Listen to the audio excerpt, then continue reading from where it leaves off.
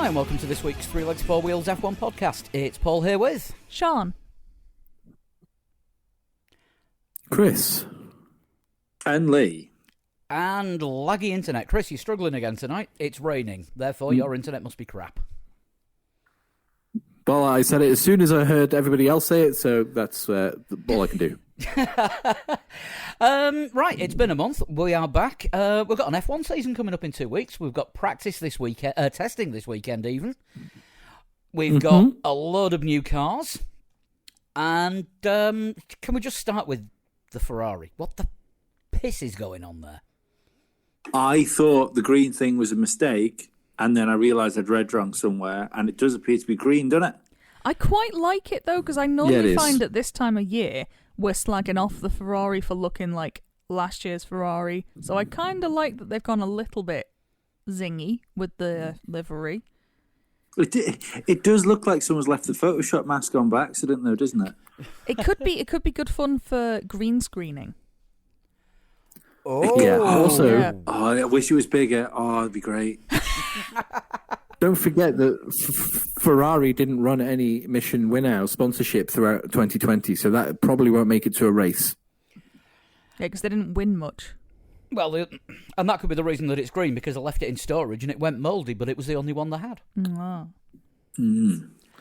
I also hate the burgundy at the back, because it looks like they ran out of paint and went to Halfords and got the wrong colour. Now, I described it on Twitter this afternoon as possibly a jump cut, the way that it goes. Although the best one I've heard was on Twitter from... Let me find it. He hasn't deleted the tweet, has he? From Dan. Not that one. Not our Dan. A different Dan. Looks like the bottom of my trousers on a wet day. Yes, Yeah, that's totally. exactly what it looks like. I mean, stop wearing red pants, but yeah. Yeah, I mean, it looks like it does look like the back end, like the very back end, is that burgundy car from last year at Mugello. That's fine. The front end is the other part of the car. That's fine. The green thing, what the fuck is that? Don't put them all together. Like I said on Twitter, it's like a kid who's dressed themselves. It's like, that's nice. That's also nice. And so is that, but not together. What are you doing? Yeah, and then he ends up leaving the house wearing an Iron Man jacket, Batman pants, and a Spider-Man hat. Famous Italian That still sounds style. more coordinated than this, but yeah. At least they're all superheroes. Lewis Hamilton's Yeah, probably I don't think... Lewis is probably looking at the colour scheme going, new range coming out soon. No, there's not enough colours. Are we in agreement it's the worst looking car on the grid? Yeah. Yeah. So I fully have not seen all the cars because I've just not been paying attention to the world outside the four walls in which I exist. So I've literally only seen that and the McLaren. It's orange. And I can't remember what the McLaren looks like. Orange. McLaren looks It's last year's car. mostly the same as last year, yeah. Before pretty much the same as we last move year. on, Chris, you do have a name for the Ferrari car, which I think is what we're going to have to call it all season. Wrong burgundy. Because it looks like the wrong shade of red. Like, the burgundy car was nice, but the red and the burgundy don't go together, and neither does the green. What were they thinking? All right, also, Gokwan. Also, on the numbers as well. Has anybody seen a close-up of the numbers? They look like they've been painted by a child. Friend of the podcast, Scarbs, reckon the drivers painted them themselves. Right, yeah, no, probably did. Yeah, it does look like they've been hand-painted, but by somebody who doesn't know what they're doing. Lee, we need your critique on the painting job here. What's shit in it? I mean, I don't understand. Like, how do you get a Ferrari livery wrong? What should we do with it, mate? Oh, we'll paint it red, right? Okay. What should we do with the advertising? Paint it white or black, right? Great. Should we make it shiny red or matte red? It doesn't fucking matter as long as it's Ferrari red. Get out the door. How do you fucking get that wrong? They've been making the same car now for what, 1 million years?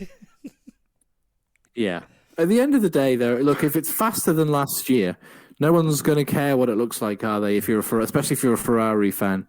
If it gives us a good fight, in some races, and like I said, it's not Leclerc chasing an AlphaTauri for the last point in Canada for their first point of the season, then Ferrari have done a better job, hopefully with the car than the livery. I can just hear long-time friend of the podcast Niska being ready to explode now at just the thought of it chasing for 10th. I don't know. It reminds me of. I said it before in the chat. Reminds me of the Earth car. I think it's Ferrari's Earth car, and look what happened to that. It caught fire. It turned up on an exhibition stand in Earl's Court because it was cheaper to rent than David Hasselhoff, who was also spokesman for Demon Internet at the time. Wow. True story. I've got photos of it.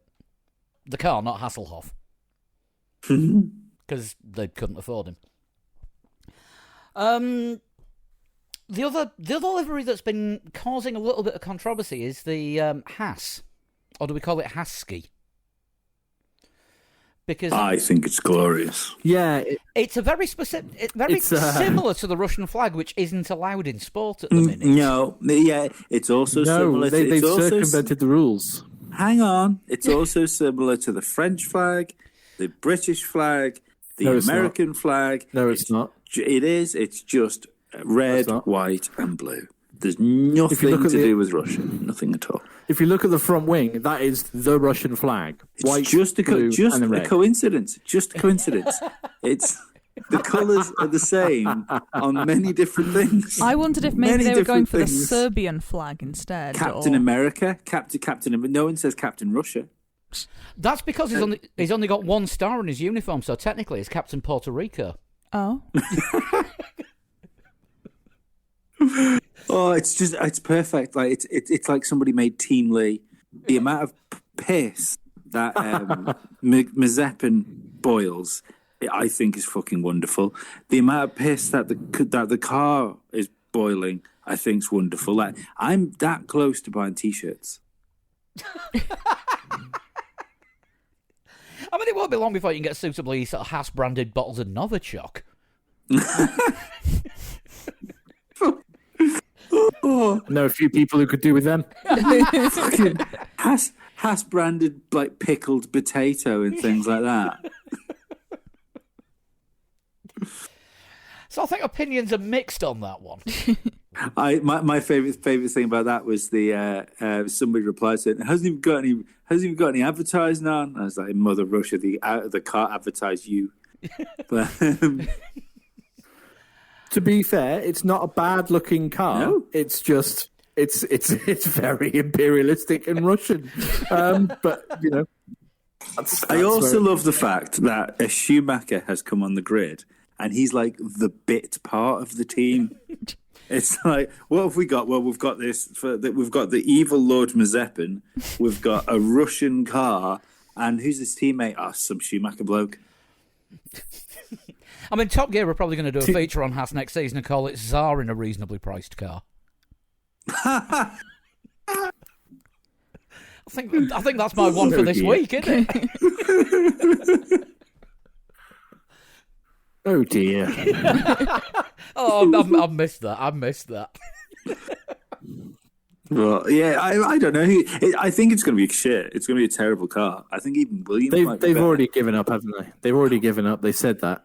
Yeah, and to be perfectly honest, I think it's the right thing for Haas to do. That's what they should be aiming for. To be honest, it's and they haven't actually broken any rules with that Russian flag on their car because it's the athletes themselves that cannot say that they're from Russia. So Mazepin can't say that he's from Russia, and the Russian anthem cannot be played.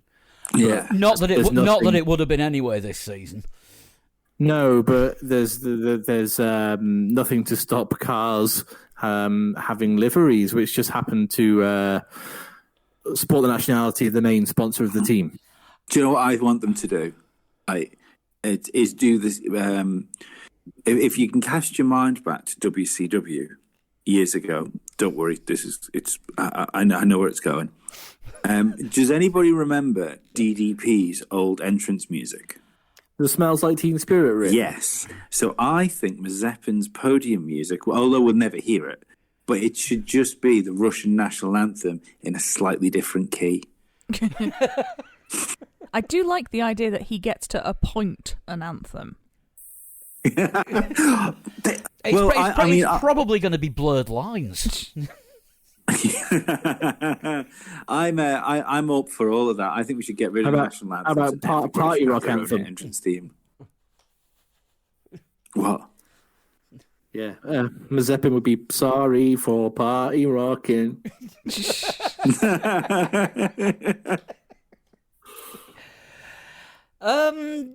Aston Martin, then the return to the grid of British Racing Green. Hey, for a float, would it not be Place Your Hands?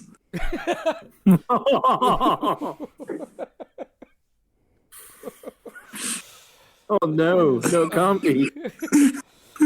Anybody wants to write in and complain about that joke? It's your letters. I'll take Sean. I will take all your abuse, and it will make me stronger. That's Paul's best joke ever. That is so niche. Hardly anyone's going to have got that one.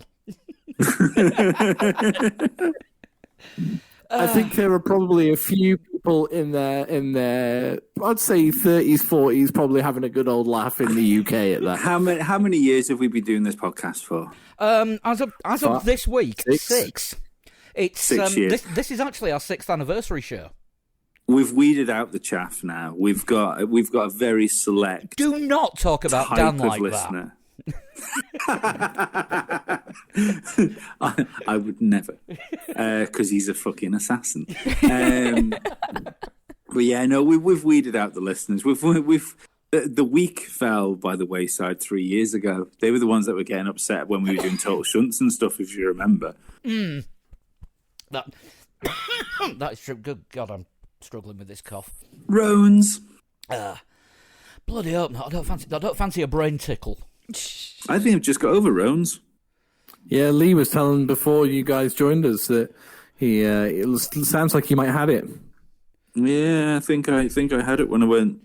I had a really good night out, and then I ended up with a sore throat and a headache for 7 days. I felt really woolly and weird, and it's left me with like a kind of dry, tickly cough sort of thing. But yeah, I felt pretty. 40 degrees. I was telling Flood was like my highest temperature. Jesus. Did you go to the COVID gig? No, I didn't. I didn't go to the COVID gig, but I did the weekend before that. I went out. See, I backed out of the COVID gig. I was supposed to go, but I decided, I don't think I'll go because of everything that was going on. Now I feel fantastic because I didn't go. Yeah, but if you'd gone, caught it, and got over it, now you'd feel like me, which is fucking Iron Man. I mean, I saw you at the gig the week before, and that was a sweatbox. It took me about a week to come down from the temperatures in the pub that night. Yeah, I do feel a little bit invulnerable at the minute. Going to the shops and stuff. It's quite nice. I'm not going around hugging nanas and stuff, but would you normally? Yeah, it's like love's love. But I don't particularly like my neighbour, and there was a little bit of me last week when I was really, really sick. I thought I could just go and say hello. Just pop around, make sure you're all right. Yeah. Talking of which, I saw people coming in and out of our neighbour's house earlier on today. The people from 2 doors up were going into next doors. Don't be one of them. Don't be one of them. The alcohol content in her abode, though, is so high, no germs can make it across the threshold. That is true. She is the only person that doesn't need to use alcohol hand wash after she coughs. Just needs to breathe. She'll be fine. Shouldn't be illegal to go and see your mum.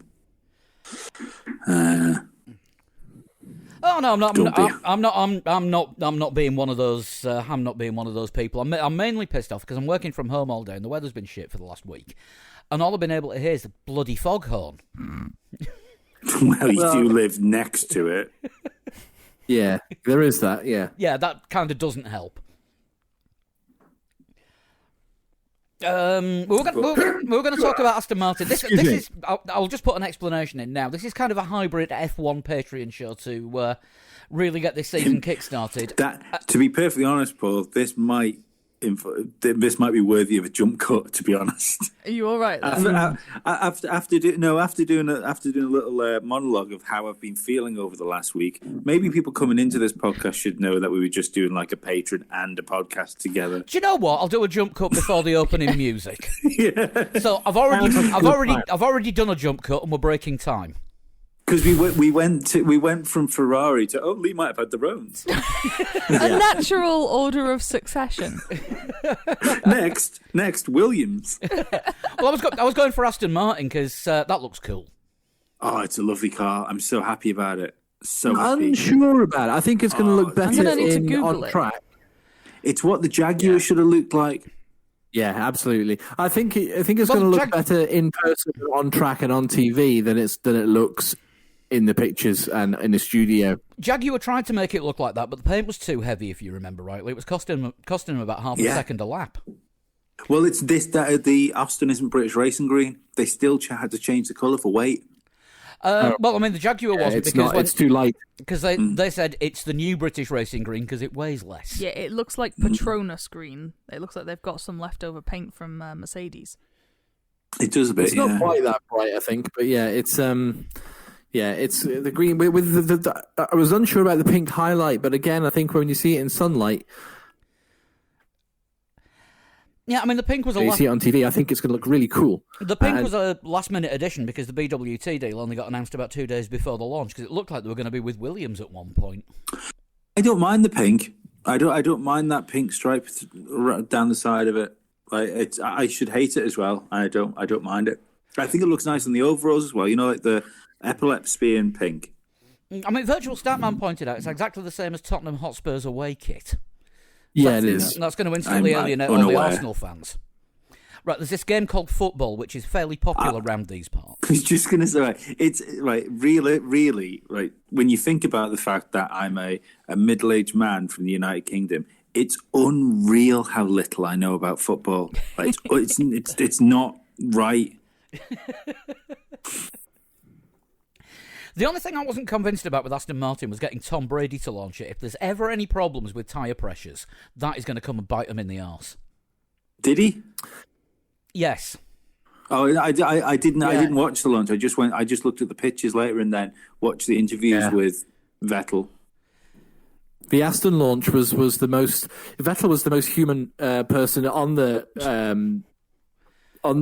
launch. Seriously, Paul, you watched it as well. How robotic was everyone, including Gemma Arterton, on that launch? Vettel was the only relaxed person. I mean, to say that she was hosting it, she had to ask who people were. That's ridiculous. That's fucking ridiculous. I mean, one thing we learned is Lance Stroll has dropped the for sure, and he now uses absolutely. Oh. How he's grown. His eyebrows have been tapered as well, I noticed. No, he's grown into them. No, they're just more they're pointier.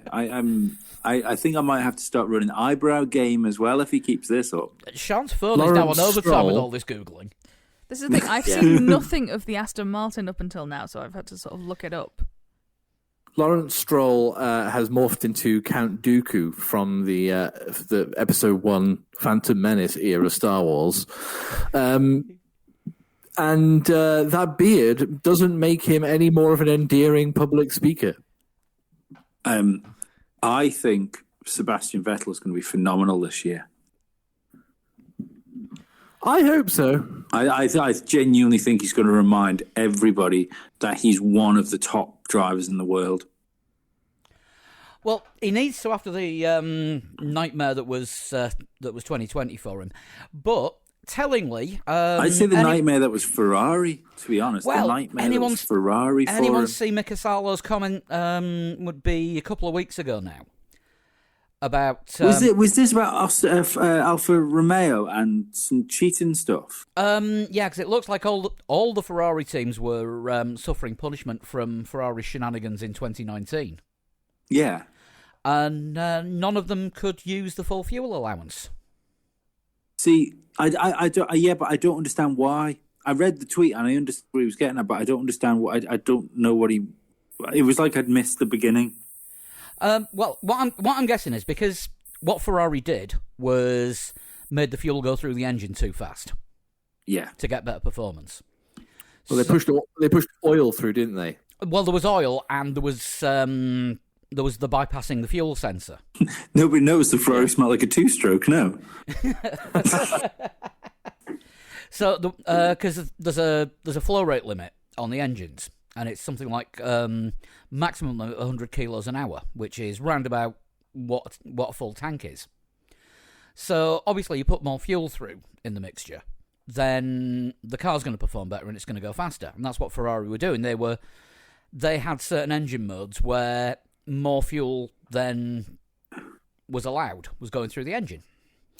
So, hence why they were really good at qualifying and not in the race, because they could whack everything up to 11 during quali. Yeah, and the fuel sensor wasn't picking it up because they'd either bypassed it physically or digitally. Mm-hmm. So the punishment was, it looks like, this is just pure speculation going on what Salo said, was that fuel flow limiters or a fuel amount limiter had been put on the Ferrari engine, so it was affecting the customer teams as well, so they couldn't get even the normal amount of power from it. Right, so that must have been the quick fix then. You've got an illegal engine. We need to do something to fix this, lads. We've got to put a limiter on you. Yeah. So it looks from that as though Alpha and Haas were suffering from it as well. Well, we said last year, didn't we? Especially with Haas as well, too. All the Ferrari teams were lower than we expected them to be. All the Ferrari teams were slower than the year before at equivalent races.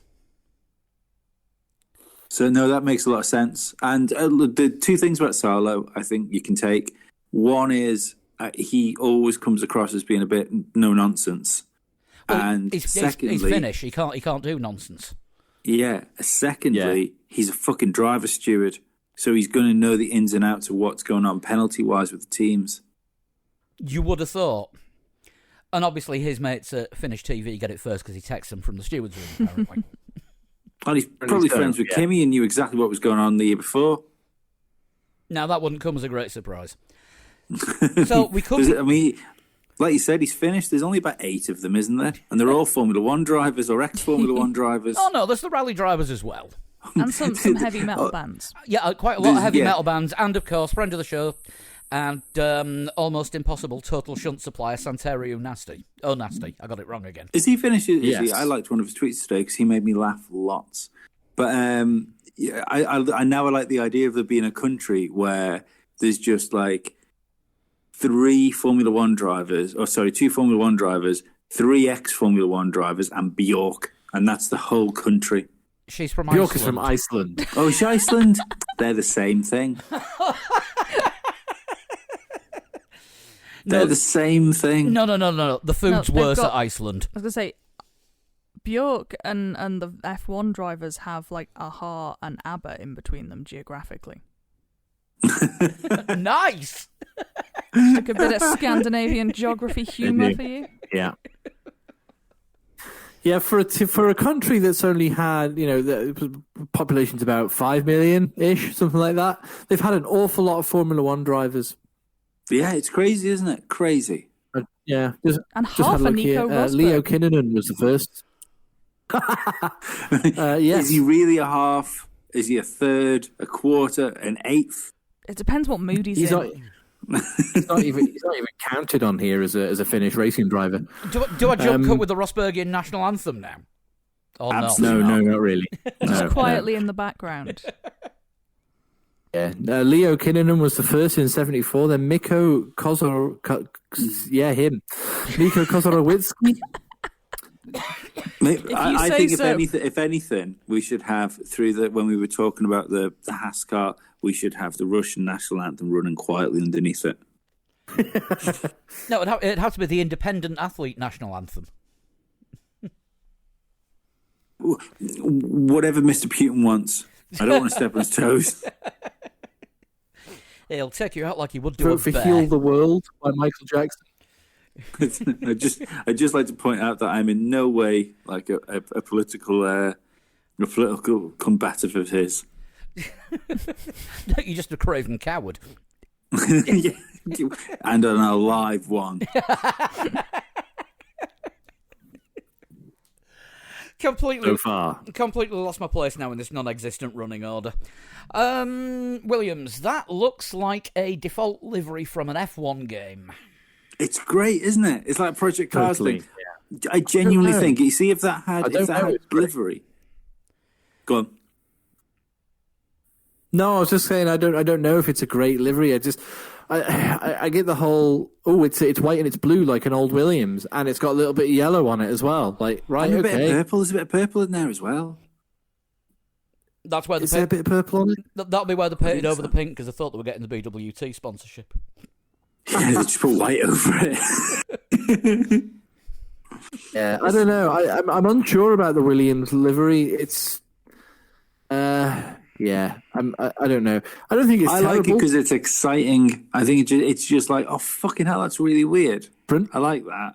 I am looking at it for the first time, and it is reminding me of Felipe Nasr era Sauber. Ooh. Yeah, a little bit. Wasn't Felipe Nasr era Sauber just blue? It was blue and with yellow. bits of yellow, wasn't it? Yeah, it had like the bank thing on the side of it. Yeah, blue. Yeah, the yellow bank thing. Yeah, I don't know. I think Paul's right. I think the Project Cars Formula A team, it'd be called like Team Harold or something like that. The British team. Yeah, it's the I can't be asked designing a livery for my custom team in my my racing game career. I'll just use one of the default ones and choose the colours. Yeah, I do. I like it though. I think it's cool. I think if I had sponsorship on it, I think we'd be having a different conversation about it. I think it was pretty cool. But now according to Jos Capita, who is now in charge of Williams, after his also successful half an hour at McLaren, they are promoting the brand this year, right? And sponsorship will follow. Has he been reading the Zak Brown playbook? I think so.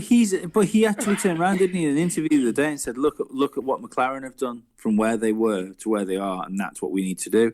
And it's an unpopular opinion, but they've already made a step forward by not having Claire Williams involved.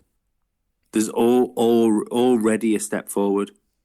So there's no reason why Williams can't turn this around. They've got the technical people, they've got the staff there. They've got the facilities. There's no reason. Don't get me wrong. I don't think like this time next week they're going to be fucking second in the championship. But there's no reason why they can't be. This time next week they'll still be last because there won't have been a race and it goes in alphabetical order.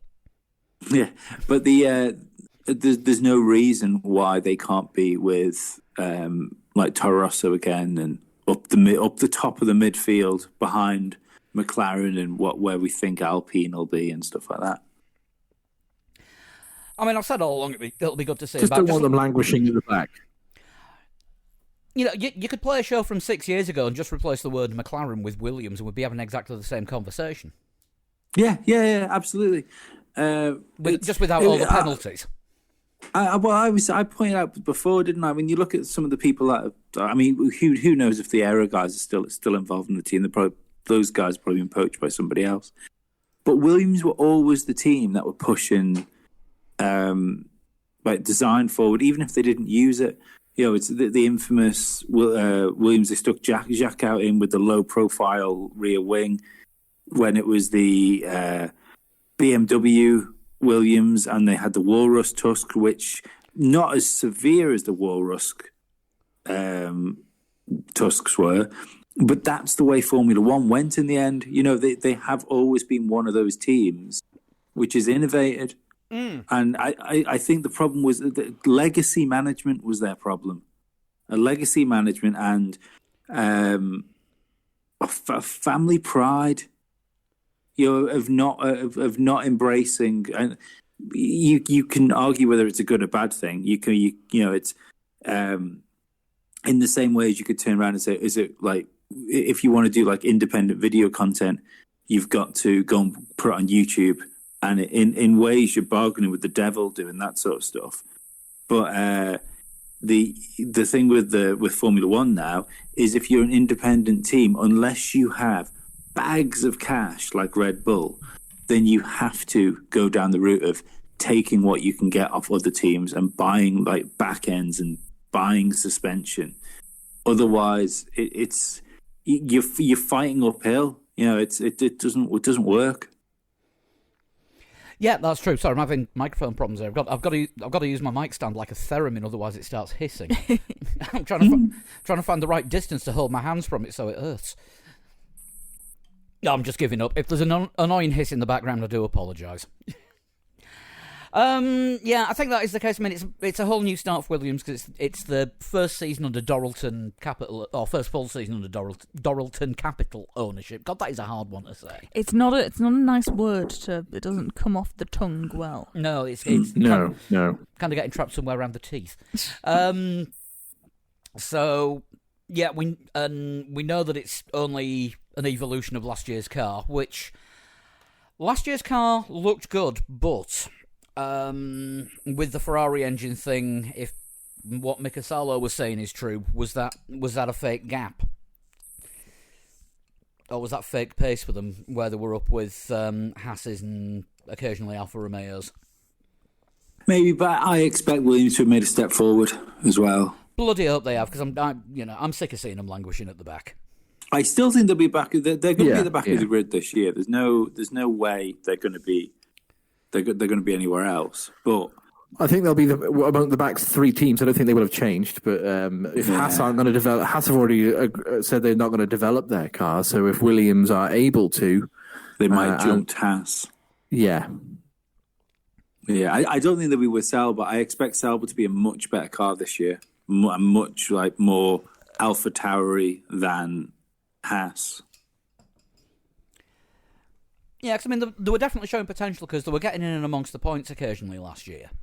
Which, I mean, there was quite a few races where they were the best placed Ferrari team. Also, there was I think some of Kimi's driving went unnoticed last year as well. I think Kimi showed up quite a lot in that car, but the car didn't show him up. Well, he must have enjoyed driving the car because he's come back. Because that's about as much as you'll get as a public statement from him. He'll just he's re-signing the contract. Yeah.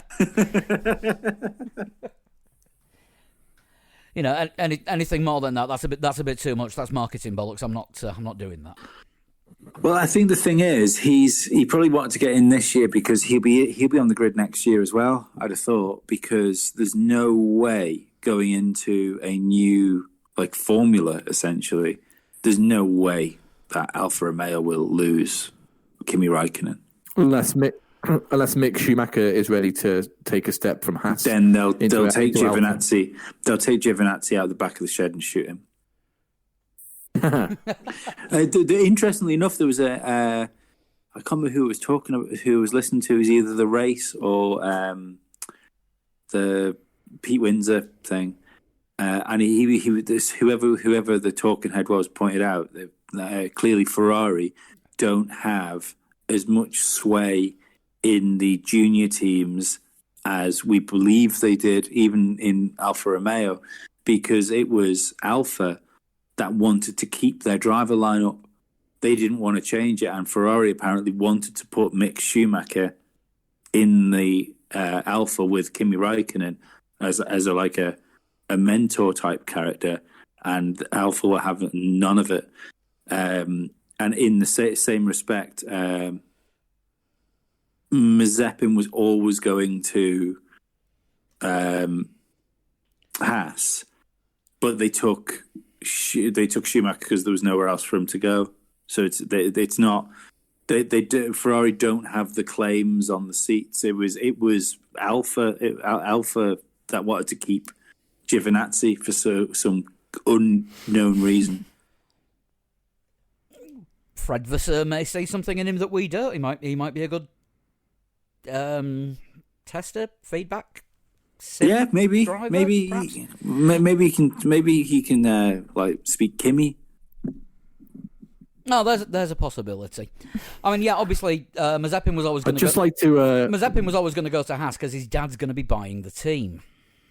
Yes, I think so. I think that's nearly nailed on. I think the Mazepins have looked over at the Strolls and thought they seem to be having loads of fun with that team. Let's do that.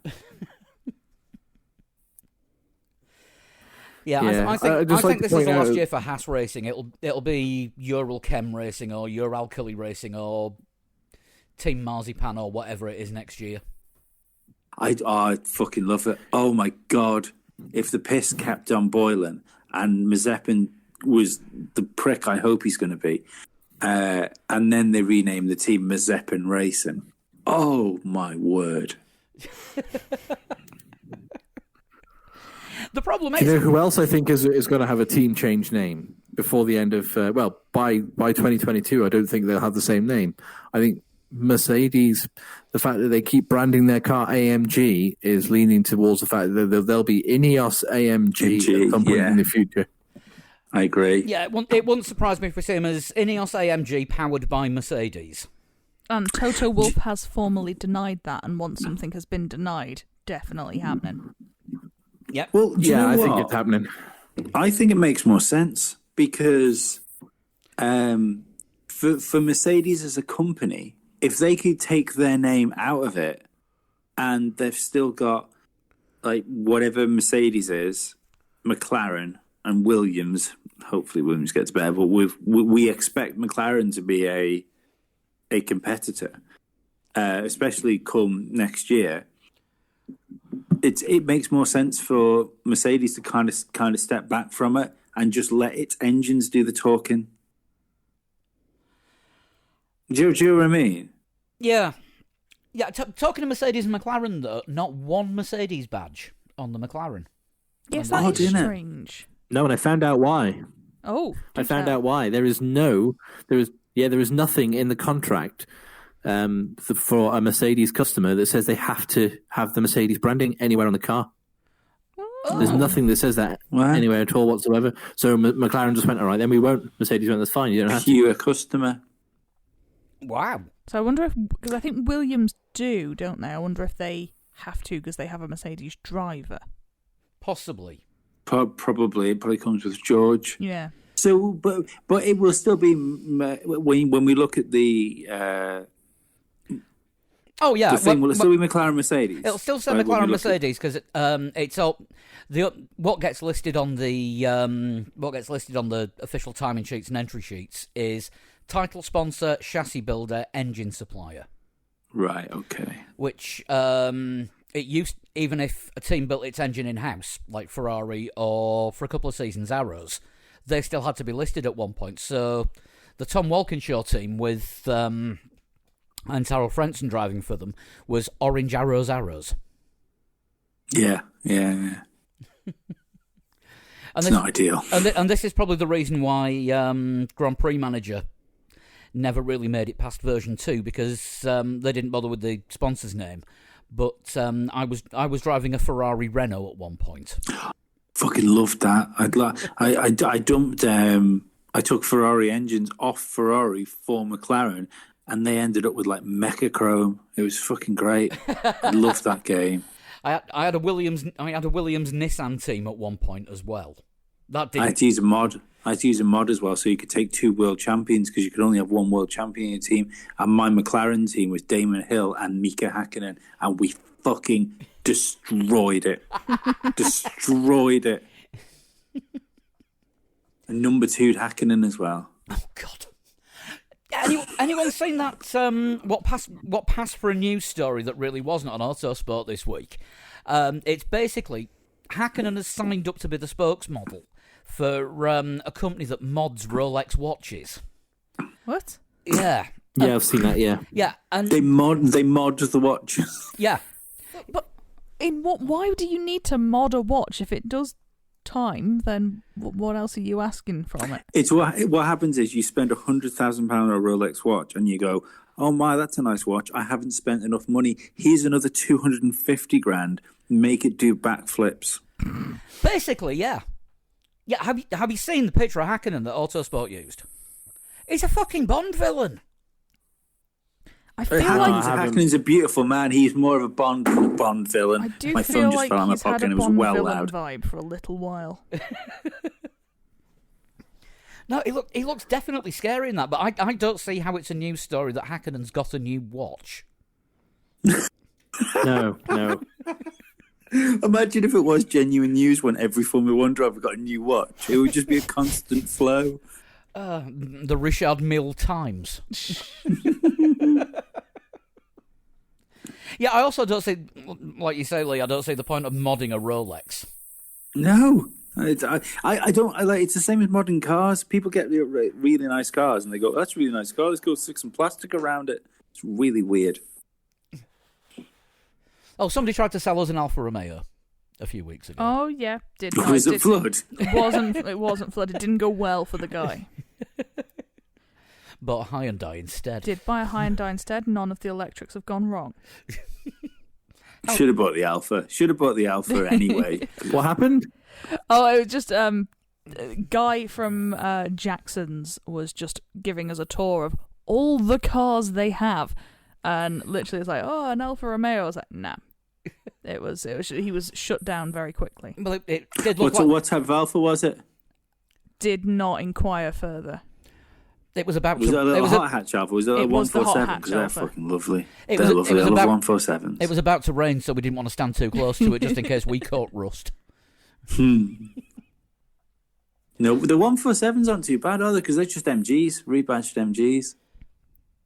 I work with someone that's got an MG, and she's got a lot to say about it, and most of it is probably the same as what most people say about Alphas. She probably doesn't change the oil and other woman stuff.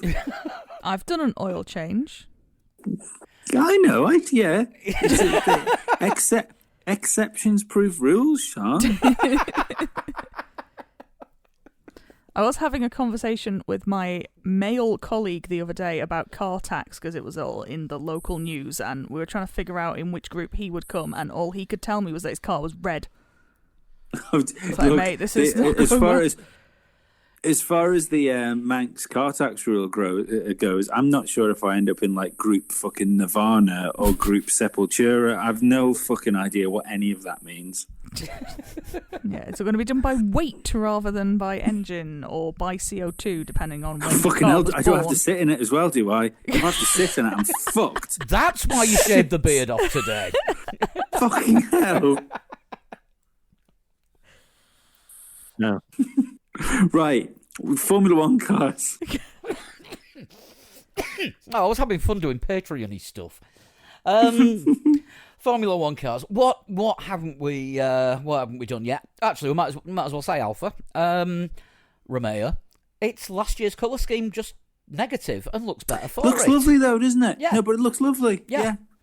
Yet again, Yeah, Everyone was okay, dead maybe upset, more weren't white. they? Everyone was really upset about the fact that. Yeah, but it looks dead nice. That's like someone turning around and saying, "You're far too pretty. Go home." It's I don't understand. But no, it does look good. I think, yeah, I'd like to see that on track, not sideways. So we'll get to see at least one of the cars going forwards. Is it different to last year's livery? Yeah, the if you look on the engine cover, the red and white have been reversed. No, it is different. Yeah, there's more white. If you look, it's not just like a complete swap over. Yeah, it's not just a complete negative. It's that I didn't understand what people got so upset about. It's like, I think if you hadn't have It's a told fucking me it Alfa was Romeo. swapped, I wouldn't have noticed. no, it's not as much as a copy and paste as the McLaren is, but the McLaren was one of the best looking cars on the grid anyway, so nobody minds that. Even though the Indy McLaren looks better. And we'll get to see it this year. Only one of them looks better because they've got two different colours, haven't they, for each driver? And I can't remember which one it Indy is. black, Indy with the black nose looks better than McLaren. Yeah, I quite like that one. That looks fast, looks aggressive. I'm looking forward to the IndyCar season again this year. I started getting into it last year.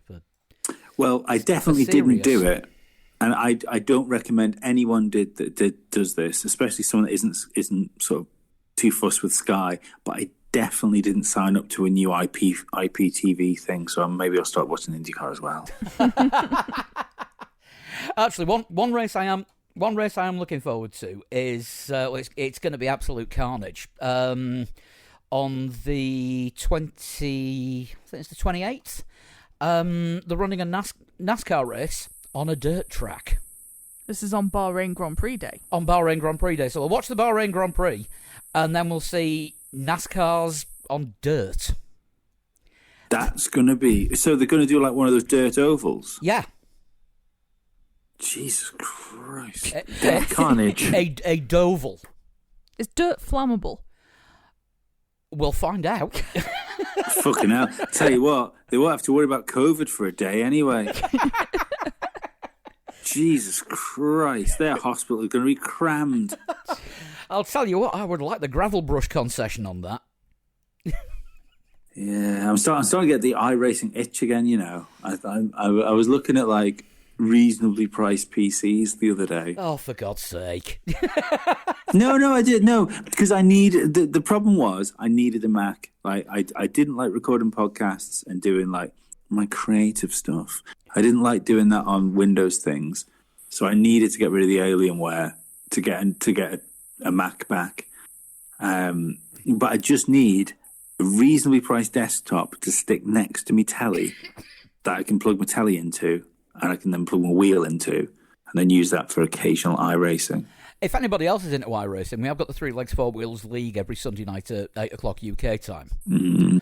Which it's going down really well. Even I'm scoring points now, sped up. Yeah, no, you usually do fucking killing it. It's ace.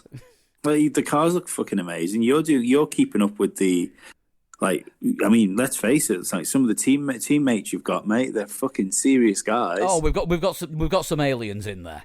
There are definitely some quick guys. So yeah, it's no, I do. I'm getting that itch to do it, especially because I'm not doing anything.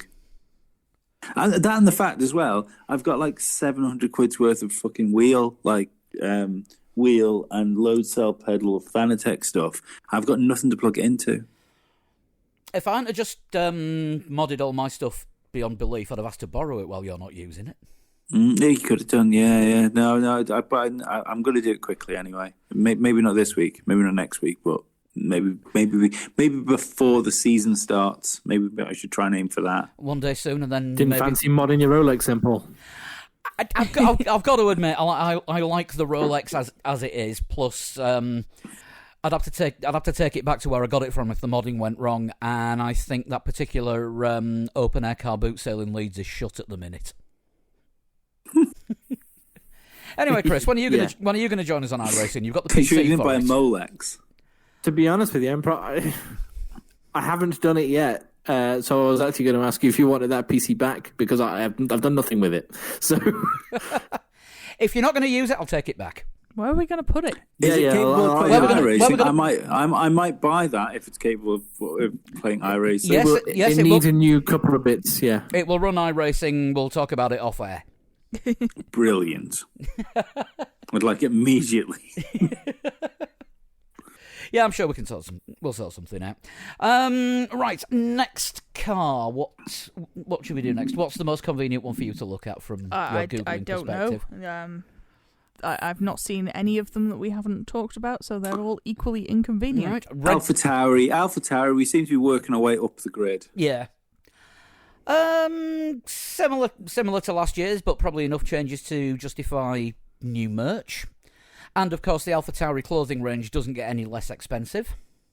I feel like They've done the same as Alfa Romeo, haven't they? By switching their colours around, they've gone blue on top, white underneath, whereas they were white on top, blue underneath. But there's probably a new range of AlphaTauri t-shirts, which are the only ones that actually compete with Kanye West stuff for the cost of a plain white t-shirt. I prefer AlphaTauri's colours to Toro Rosso's. It's nicer having its own individual stuff than it was having a mini Red Bull on the I'm grid. just worried how many blue teams there are going to be. Do you know what I mean? There's a few blue teams. But the thing I always confuses me with AlphaTauri is it always looks really nice on pictures, and then when you see it on the track, it looks a bit weird. It looks a bit, it never looks as nice as it does when it's still. because they've got their like fashion photographers on it. Maybe that's it. Maybe it's just good filters. Well, in that case, they need to use one on Yuki Tsunoda just to make him look the same height as Pierre Gasly. I can't wait to see him. I think he's going to be real exciting. He's going to need a stepladder to get onto the Scarb steps to get into the car. He's so tiny. Is he the second shortest driver in Formula One history? Is he? Who would have been the shortest? He might be the shortest because I think Anthony Davidson's up there as one of them. I think he's shorter than Anthony Davidson. I don't think up there is possibly the best description. No, that's right.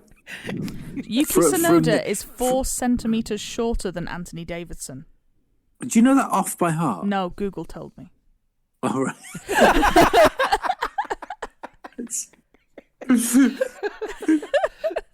No, I've just got a good eye for height. Who are you a super fan of? Anthony Davidson or Tsunoda? I can't say his first name, it turns out. I mean, I guess there are probably stats for the shortest F1 drivers in history. Tell you what, we'll ask Sean when he's on in 2 shows' time. Yes. And that's probably come as a surprise to you guys, because I was talking to Sean earlier, and he is coming on for the Bahrain preview. Nice. It'd be nice to speak to him. We haven't spoken to him for ages. No, it was sort of running around flirting with other podcasts. I've been watching. Yeah, he always comes back home in the end, though. He does. But it ends up with us opening our arms up and going, "Oh, we won't fall out again, will we? You'll stay this time." No one else makes you do quizzes. That Missed Apex got him to. Yeah, but that guy's a twat, isn't he? Don't hold back, say what you think. According to Google, the shortest ever F1 driver was Italian Andrea Montemini. Yeah. Well, he had the name for it. Mini, yes. He is 2 centimeters shorter than Yuki Tsunoda. And how many centimeters is that altogether? For some reason, no one is telling me his exact height on the internet. Was I right? Is he the second shortest guy in Formula One history? He would appear to be the second shortest guy. Fucking super fan. Andrea Montemini is 5'2". That means that Tsunoda's 5'3". 5'3", yeah. Bloody hell. That is tiny. They might actually... I wonder how long my arm is. It's wonder how many Tsunodas my arms are. But I'm like my full arm range from like where the ball is in my shoulder. I bet my arms are like 1.5 Tsunodas. I'm quite looking forward to Tsunoda standing next to. In fact, if you like that, you're waiting about your arm span. Yeah. But yeah, it'd be good to see him stand next to like if you hold Ocon, who is ridiculously tall. Yeah.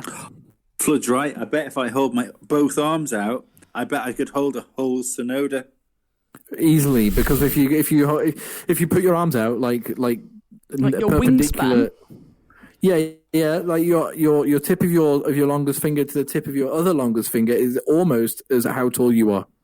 Really? Oh, is that one of those weird like your forearm is the same size as your foot? Yeah. All I'm thinking is it's just as well that AlphaTauri haven't done blue racing suits with white baseball caps this year, otherwise he'd get mistaken for a Smurf. This is true. Yeah, this is true. Right, moving up the grid, Alpine. Nice car. Do we know what it is actually going to look like properly yet? Is it the one that they launched? I think that's the proper car. Yeah, it is going to be the black one with the French flag. No, French flag with additions. Blue, electric blue. It is. They've done a proper release, a proper car launch. Oh, it is the proper blue really one. Nice. Sorry, I was looking at the black one next to the blue one. No! Don't look at that. That's rubbish. That's yesterday's Alpine. Can we have bacon for breakfast tomorrow instead, then? Maybe that's how they released it, because you got the 2 different coloured boxes of Alpine, haven't you? You got the blue one and the red one. So they just thought, well, we need 2 different coloured cars. No, so they've got to keep doing new liveries so that Alonso can keep doing new caps. Right. Maybe that's what it is. Yeah. Yeah, I mean, this is a team that exists to sell hats now. I was amazed to realise that I was the same sort of age as Alonso. I thought Alonso was like a couple of years older than me. And what have you achieved? You're old enough to have him? retired and come back into Formula One. I am. That means I can do a comeback. You can, yeah. Oh, God, does that mean we've got to start Formula Lee again for this year? It means I need that fucking PC fast, Paul. That's what it means. Is this? I mean, we're in lockdown at the minute. Is that an essential journey? Getting a PC Absolutely. from one house to another. Look, I'm just saying, if we can sort something out after the podcast, I have to pick my son up tomorrow. If I have to pick my son up, then I'm sure I can pick my second son up on the way. Promise me something. Just promise me something, Lee. Please promise me you're not going to get on a bike and go cycling anywhere anytime soon. Absolutely not, and nowhere near electric cars. Formula E nearly killed my Alonso.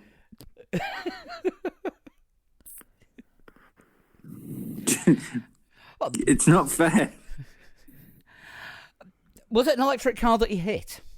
I think so. That's the rumours. It's all been kept very hush-hush, but it sounds like he was hit by an electric car, yeah. Oh, God, he didn't wake up thinking he was still at McLaren, did he? He was fucking lucky. You know, it's when you think of... I can't think of anyone that's as lucky as Alonso, because when you talk about people that make their way through motorsport, get into Formula One, win 2 world championships, you'd be thinking that's a pretty lucky motherfucker. But Alonso is like the most unlucky of the Formula One drivers, even with that 5 points, isn't it, away from being a 5-time world champion. Gets electrocuted for McLaren, then McLaren does a Honda on him, and then he decides he's going to come back and he gets hit by an electric car. It's a lot.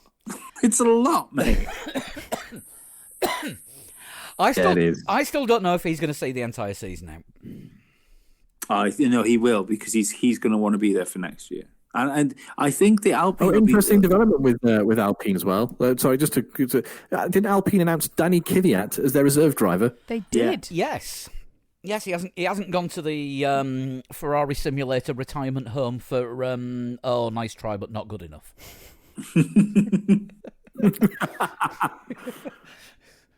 See also Brendan Hartley, Mark Genet.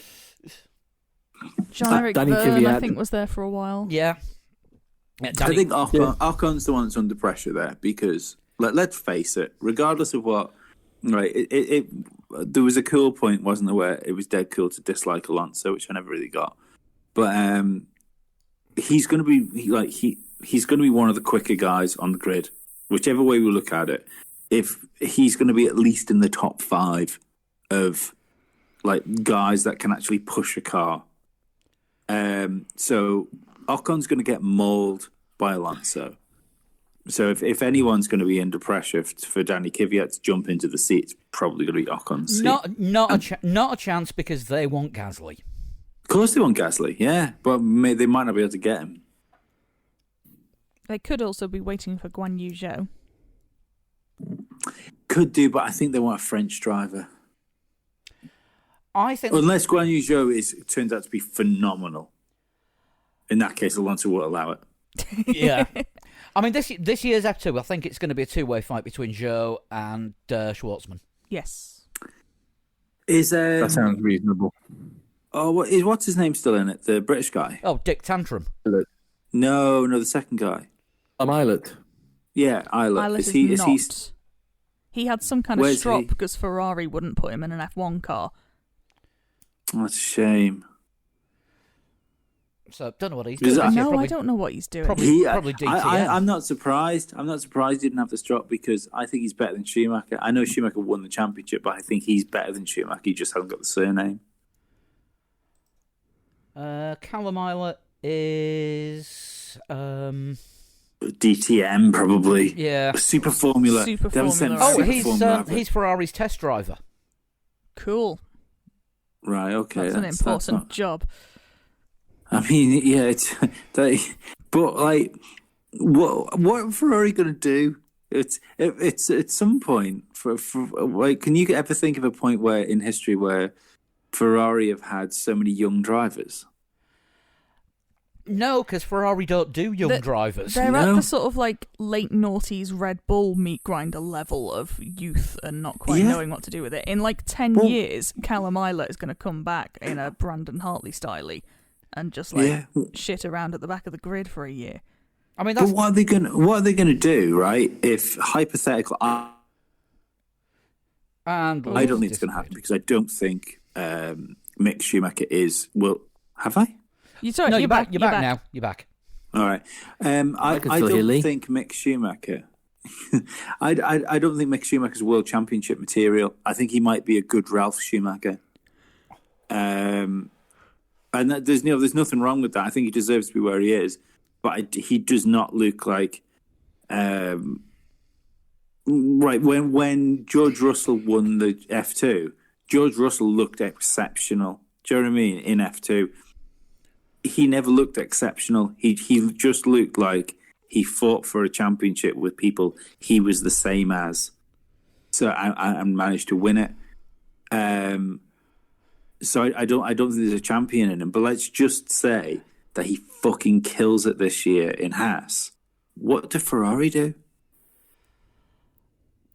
Do they kill Leclerc? Do they kill Sainz? What if Sainz beats Leclerc? Because I think Sainz is better than Leclerc. Move him up to Alfa Romeo. But what if he's better than that? And what if Alfa Romeo and Haas are the same? I can't see them being the same. If there's not enough in it, if there's not enough between the Alfa and the Haas to justify the move.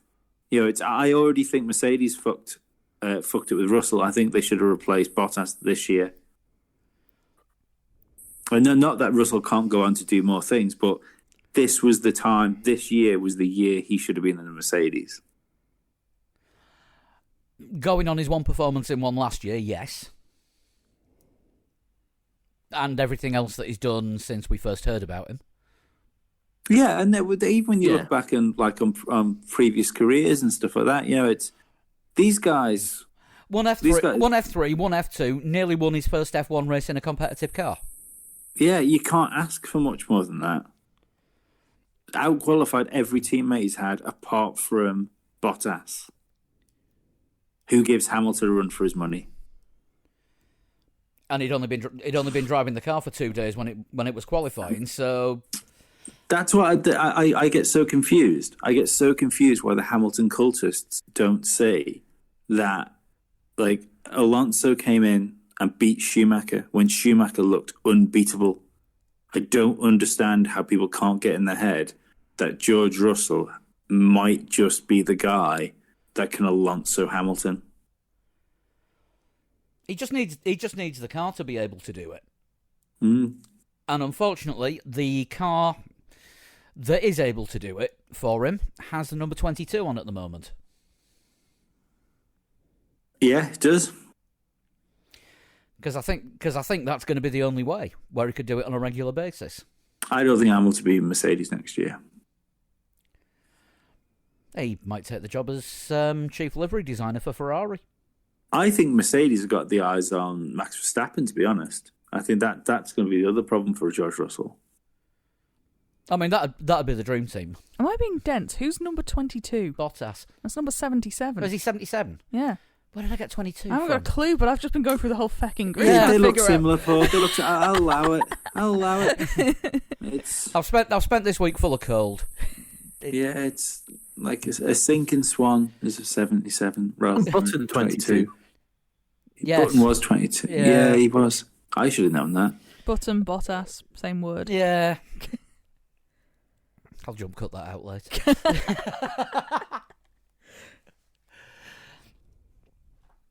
No, give him the car because he's proved he can do it. He looked born to a leader of Grand Prix. That's what upsets me about last year. Is he just looked made to be in that position. And when they make a car for him where he can wear his normal size shoes. Yeah. Where he wears big boy shoes and not be fucking smashed into a car built for like a gnome. So we're not going to be seeing him in a Toro Rosso anytime. Absolutely Sorry, an AlphaTauri. not. Too many new names. I mean, his race, Tsunoda's race boots must look like a fucking drag queen, mustn't they, in the car? Right, Red Bull. Next up, it looks like a Red Bull, but they've just replaced everything that said Aston Martin with their own logo. Oh, so even more Red Bull. Yes. It's redder. They're promoting their own brand. It's redder and buller, and next year, everything that says Honda will be replaced by Red Bull because they've now got the IP on the engines and are taking on about 80% of 80% of the staff. Yeah, it's incredible, this, isn't it? Yeah, well, they got the engine freeze they wanted, so I'm glad about that as well, because I don't think that doesn't just benefit Red Bull, that benefits Renault and it benefits Ferrari as well. You know, it's if we want 2021 to be these cars that fucking bunch up and start fighting each other, it's a good thing for everybody. Yeah, the engine freeze. Yeah, I would definitely say so. I mean, Renault said they're open to the idea of a partner team from 2023, but not a customer team. Incidentally, interesting. I wonder if you get a Williams Renault again, then they scream at me for the team that might need a change. And if it's on a partnership basis rather than a straight customer basis, it can't do Williams any harm. And considering Williams' philosophy is going to change a lot, that would seem to be the ideal way to go with it. The only other one would they do is maybe AlphaTauri. Maybe they decide not to go with Red Bull engine. Well, the thing is, though, they've been the whole of the AlphaTauri is built round that Honda lump, and the Red Bull engine is going to continue to be the Honda lump. So but it means... don't forget, Toro Rosso and Red Bull have had different engines in the past, and if I was Red Bull and I had the chance to get Intel on somebody else's engine. You've took a lot of staff on, but you've only just started making your own engine. So if you can get a different engine inside your sister car, that can come back and go, oh, this is what this engine's doing. Like when Toro Rosso had the Renault engine and Red Bull had the Ferrari, and then they swapped, and all of a sudden Vettel doesn't lose a race. More like when Honda had a load of staff in the McLaren garage when it was still McLaren Honda. I don't think that's too much of going to be too much of an issue, the whole engine thing, because Honda have even brought forward their 2022 updates to 2021. Yeah. So they said that they're quite confident they've got a really powerful engine and made huge gains over the winter by working super hard. So it's going to essentially making Red Bull's life a bit easier going forward as soon as they can take on the intellectual property of the engines and start doing, not building them because they won't be allowed because of the engine freeze, but modifying them and changing the bits they're allowed to change so that they can get better performance out of it. I think the top bottom is, though, that Red Bull have had to build a whole facility to do it. That's the crazy thing for me, because it was like, oh, crazy, like a drinks company's brought a Formula One team. That's a bit crazy. A drinks company's winning races. Oh, fucking hell, now they've won a world championship. Now they're building engines. It's the that's what I think will be the telling point for Red Bull, is if they can get their engine department together. Well, I think with the number of Honda staff they're taking on, it's not an if, it's a when, because they're taking on the same people that have built and developed this engine. Yeah, look how long that's took. Yeah, but now they've got it working, and now it's going to be, to all intents and purposes, the same engine as one that's now won races. I mean, it should work better. It should work better because you've got something fully integrated into the car. It should work better. But at the end of the day, you've still got, it's Red Bull, the drinks company, became an engineering company, and now they've got to engineer engines as well. It's a big gamble. Look at McLaren. McLaren don't make their own engines. And if anybody on the grid can make their own engines that doesn't do it already, it's McLaren. Yeah, but it's not going to be Red Bull making their own engines, is it, really? They are. But it is, yeah. Yeah, it is. It's exactly that. Well, no, it's not, because they are buying in an engine company.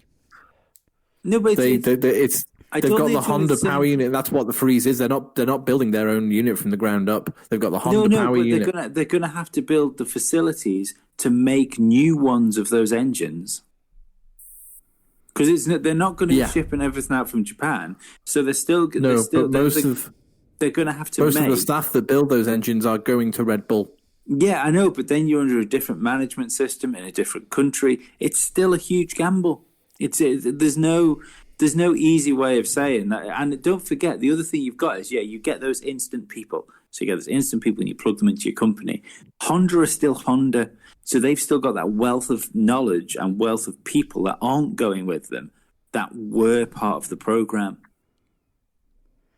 It's you can take all the people you want, but it's Honda that was the entity, which is what's behind the program. Yeah, but they're also buying the knowledge and intellectual property as well.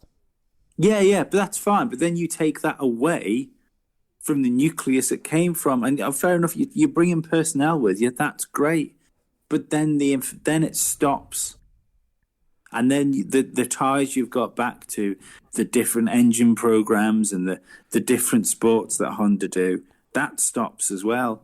Then Honda have got this core of people, which, you were built on our engines. Now they have a new manager in with them. So that new management has to put those people in the right places, has to communicate with them properly, has to relocate them to a different country with a different language. It's massive. It's a huge undertaking. I don't think it's being looked at quite as big as what it is. The Red Bull making engines, because this is it now. Red Bull are a Formula One manufacturer, and that's a different ball game. Yeah, it is, but I don't think it's an undertaking that they would have looked at if they didn't think that they would be able to. Oh no, I think they can do it. I think. Don't get me wrong. I'm saying all this because I think they're going to do it. I think they're going to be stronger for it. That's what I say about it being amazing. It's amazing that drinks company that came in and bought a Formula One team and got David Coulthard in to be the old hands that brought all the McLaren things with him, like the steering wheel and the different aspects of running the team, which made essentially I know they have that party atmosphere, but they're probably the most old school McLaren team on the grid now. And they came in, they got Adrian Newey in, and slowly built themselves up to being one of the powerhouses of Formula One. I think it's amazing. I mean, it strikes me that doing the engines is the next logical step, because it gives them less people that they have to deal with outside the organisation. It is the next logical step. Yeah, I completely agree. But like I said about McLaren, it was the logical step from Mercedes for McLaren to make their own engines, and they decided not to. Yeah, but McLaren as a road car manufacturer always buy engines in. No, some of the McLaren F1s they made their own engines, didn't they? The original McLaren McLaren F1. That was the original McLaren F1 was BMWs. I thought McLaren made engines for something, but I don't know what it was. I'm sure one of their sports cars, they made the engine for it. Because I remember them doing it, and I remember us saying, I wonder if this is the step towards them making Formula One engines as well. Yeah, I think they build their they get the 4-litre V8s that they put in most of their cars are bought in. I don't know if they're BMW engines or not. I'm not sure, but and I think they do their own work on porting their heads, etc., and getting them all set up. Somebody to ask about this would be Niall Drew, listener, who's got his own podcast set up about cars, which he said we'd give him a mention. Has he got a podcast? Oh, I'll add that. He's a good guy, Niall. Yeah, Niall has been a long-term listener, and he has Lemon Life Autopod. Lemonade Lifestyle Automotive Pod. Yeah. Oh, nice. Give us a shout, Niall. We'll give do it a his full swapcast title if you want. I'll do a swapcast with Musty Audio. That'd be good for everybody. Yeah. So good luck to Niall and the guys who do that. It's quite interesting. Did you say you listened to one of them, Paul? Yeah, I listened to an episode a couple of weeks ago. It was, as a non-driver, general sort of car podcasts are kind of not usually on my radar, but it was a really good listen. Yeah, it's interesting to see what they're doing with their cars. I listened to a little bit of the first episode, but obviously it's good to see that we can inspire people to do their own podcasts. Fantastic. He's a fellow ginger as well, so we'll go have love for the fellow gingers. And don't forget Superhero. If you want to find them on Twitter, you can and I'm having to do this on my phone because my PC is otherwise occupied recording this. They are at Lemon Life Auto. They are. So give them a follow, give them a listen, and tell them we sent you. Where does that leave us? Mercedes, they've removed... Mercedes, I think, yeah. We do get paid for that, don't we? We get paid. We get maybe. We get a shout out on their show. No, that's not paid. That's payment. That's definitely payment enough. Okay. I just had an error. No, we're still recording. It's all right. So Mercedes have replaced every 3-pointed star on the back of their car with the AMG logo. So they have. Yeah. Haven't they got one? Haven't they still got a louder? Still got the red star? one. The red one by the halo. It is, yeah. Good lads. That's what they should be doing. Yeah, I'm very surprised Mercedes the stuck AMG with the logos. Sorry, Chris, I'll cut you off there. Yeah, so I was just going to say I was going to just say what I said before, that the AMG logos to me makes it seem like it's going to be a less of a Mercedes team in the future and a something AMG, probably Ineos AMG. The Ineos branding is a lot more prominent, I feel. The Ineos ownership is a lot more prominent, probably because of that. I mean, Ineos now own a third of the company, or a third of the team. Third still with Mercedes, and Toto owns the other third. But yeah, it's a lot of AMG, and I'm surprised they went with the black livery when they reverted back to the silver in Formula E. Well, they said they were going to, didn't they? Late last year, they said they were going to keep their black livery for 2021. I suppose they made all the parts, and it's essentially the same car underneath. It's only they're calling this one a B spec, aren't they? I think most of them are. Yeah. It's called the W12, so it has actually gone natural progression as though it is a totally brand new car. But a lot of the other cars have gone with B spec. I think Williams have called it the FW43B. Who else has done that? Red Bull. McLaren have called theirs the M spec because they've changed engines. Mercedes, yeah. Well, they did that with the when they put the Honda engine in the back of the Mercedes. What was the Mercedes car at the time, and they called that the MP429H, I think, when they did the Honda one. Rolls off. Oh yeah. I've killed Chris. Mercedes powered MCL35. He's back. Rain's picked up again. Your internet kept dropping. No, it's just a Mercedes MCL35, so that hasn't changed. Sauber have done the really confusing thing, haven't they, of calling it the C41, even though last year's was the 39. Because the C40 was the design for the 2021 regulations car. Now 2022. Because said all along when 2021 happens in 2023. Yeah, exactly. If there's another delay on the new regs, it's just going to be too confusing. It will be. Aston Martin have gone for the AMR 21, so that kind of makes sense. I can't remember what AlphaTauri have gone for. Is it AT02 for the AlphaTauri? They have gone possibly? for AT02. Yeah, RB16B, I think, for the Red Bull. I don't know what Alpine have called their car, though. If only there was something where we could look.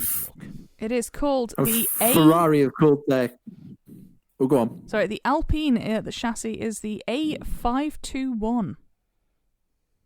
That's a road, isn't it? And the Ferrari is the SF21, following on from the 1000 from last year because Ferrari numbering. The A521 runs from Mere in Staffordshire to Froghall, just outside Stoke-on-Trent. Right. Right, okay, so it does, doesn't it? Yeah, I must drive this road one day. So does that actually go anywhere near the Alpine factory? Nowhere at near all. Enstone. Nowhere near Enstone. I don't even know ridiculous. where Mere and Froghall are. I also didn't know there was a place called Froghall. It's actually is called that- Stone now as well. It's not in Stone. And have Haas called their car the VF21 or whatever? Yes. Or whatever it, yeah, because everything has been VF, hasn't it, with their Haas? So, okie doke. So they're your names for all the cars. So yeah, some are the B specs. Have we got any teams to talk about left? We've got. No, teams I to think we've talk done about. apart from McLaren, but we kind of already spoken about them. We didn't really do McLaren. We didn't really do Red Bull, did we? Well, Pretty sure we did Red Bull, didn't we? Red Bull, the car looks the We same. did a lot of Red Bull. The car looks the same and it says Honda for now. But driver-wise, you've got Perez. Okay, so And all his sponsors. If we're doing our test preview, we're missing some beats here. I was going to say next we can move on to all the different faces at different teams. I mean, we've already covered Mazepin, not in a shroud, which is where a lot of people would like to see him under. Perez at Red Bull. This is exciting. What is it? Mazepin and Mick Schumacher. So a car that's not going to develop at all throughout 2021 has to hit the ground running. Otherwise, they will be languishing behind. Williams have already said that they will bring an aero update at some point during 2021, early 2021, which will make significant changes. So if they're expecting performance development throughout 21 and Haas do not, Haas will get left behind. Here's a fun game that we should have thought about before it. Let's go through quickly now because we need stuff to talk about going into the first test. Schumacher or Mazepin, who do you think will finish higher in championship by the end of the year? Schumacher, because Schumacher. he'll get to do more races because Mazepin will get over 12 points. I feel Schumacher simply because No, he Mazepin won't get over 12 points. Mazepin will get grid penalties. I think Mazepin will be a better driver than Schumacher, and I think he will beat Schumacher over the course of the year. We should be writing these down, which we will do later. We're going to do the We prediction. kind of don't have to. We're kind of already doing Recording them. from Yeah, posterity. a note has been made, an audio note. Yeah, and we will be doing the Predictions League again this year. Excellent. Oh yeah, definitely. We're not going to do the Fantasy League because, let's face it, Fantasy F1 is a bit dull. I forgot. It's shite, isn't it? Shite. It's better. It's better doing a secret ballot and then opening the ballots at the end of the year. But we'll definitely do the Predictions League again, so I'll get that set up. Okay, so Lee, you reckon Mazepin? Yeah, I think Mazepin will beat Schumacher. Chris? Schumacher for me. He's just got his hands all over him. I also think Schumacher. And I reckon Schumacher as well. Right, Alfa Romeo. Kimi or Giovinazzi? Oh, are we doing this for everyone? We might as well do it for all of them. Okay, Kimi. Easy. Yeah, no doubt in there. Chris, you Team Kimi as well? Giovinazzi. Oh. Oh. No, I'm going to say Giovinazzi. Yeah. I think you're a Nazi for saying it. I haven't got the soundboard working, otherwise you would have got a rim shot. Just imagine it's there. Right, AlphaTauri. Gasly or Tsunoda? Tsunoda. This is tricky. The head wants to say Gasly, but I would like Tsunoda to do well, I think. I think Gasly might have got a bit of his. He might get a bit of on board of his own hype. I think whereas Tsunoda's got everything to prove, and you often find it, don't you? Especially with Japanese drivers, where they have a really good first season, and then they crash loads from then on. Like Kobayashi. Yeah, I think Yeah, Gasly, I'll go Gasly. but just. Yeah, Gasly not by much for me. Right, Alpine. It's Ocon, isn't it? Nailed on. Absolutely nailed on. No, Fernando Alonso's going to fucking maul him. It's going to be like sticking a cheetah in a cage with a hamster. No. Alonso's not a cheater. He knew nothing about Spygate. He knew nothing about Crashgate. He was never electrocuted. I tell you what, has anyone noticed how good he's looking? Like, you know, fitness-wise. Well, he has just had his jaw rebuilt. No, yeah, well, I tell you what, they've done a fucking good job of it, though, haven't they? If anything, I mean, Alonso's been a pretty handsome man for a while, but to not only come out of a surgery and shaved as well without worrying about what's gone on, they've done a good job. But no, it's just he looks really good, especially considering he's 40 years old. He looks in better condition than some of the younger drivers. I know what you mean. Yeah. When it comes to Alpine, my only concern, I do want to say that Alonso is going to totally outdo Ocon. My only concern is that Alonso struggles to adapt early doors.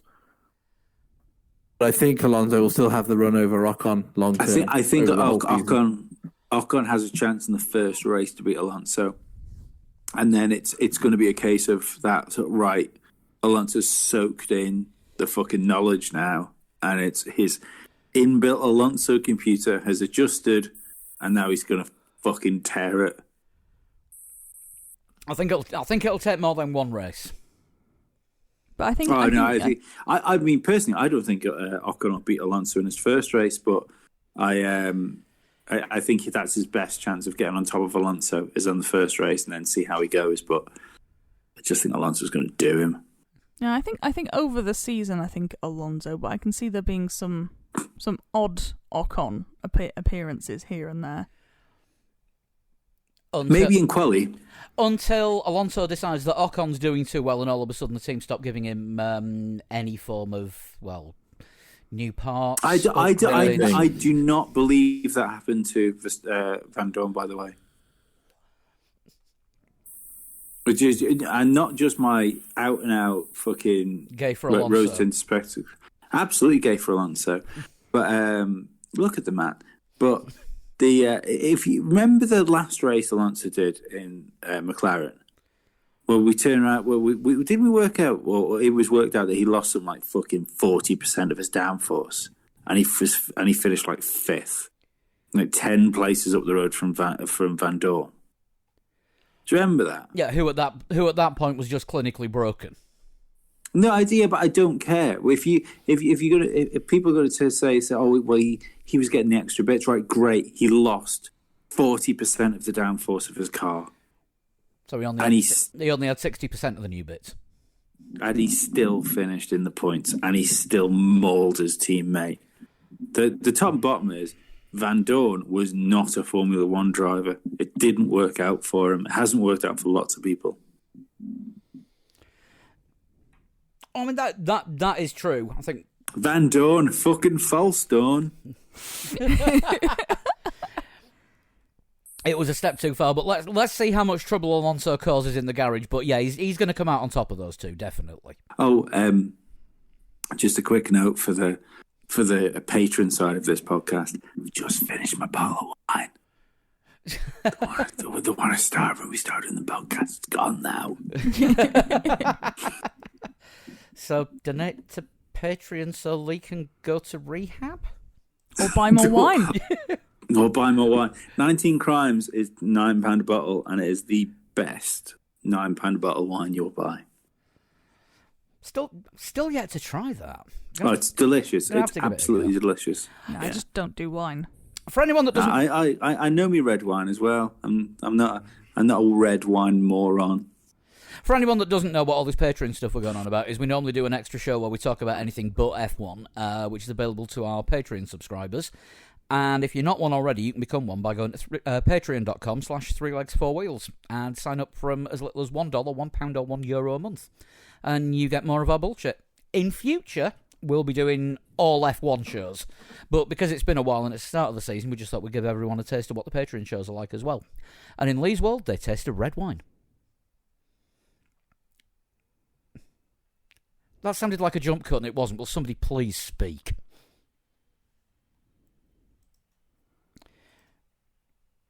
I haven't cut them off, have I? You still there? Oh, Chris has disappeared and Lee's gone quiet as well. Lee's obviously getting more wine. I'm going to hit pause. Well, that's unusual. The jump cut's still in the same show. I think we've fixed Discord's technical slight fuck-ups.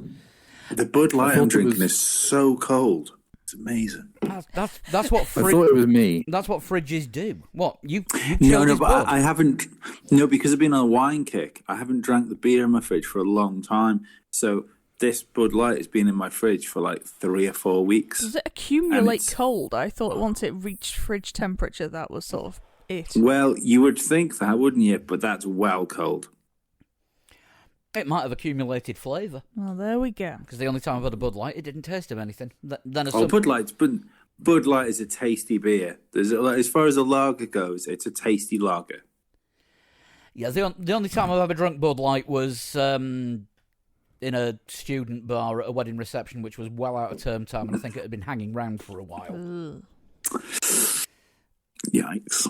So, moving on. Aston Martin, Vettel or Stroll? Vettel. Again, Alonso style on Ocon mauling him.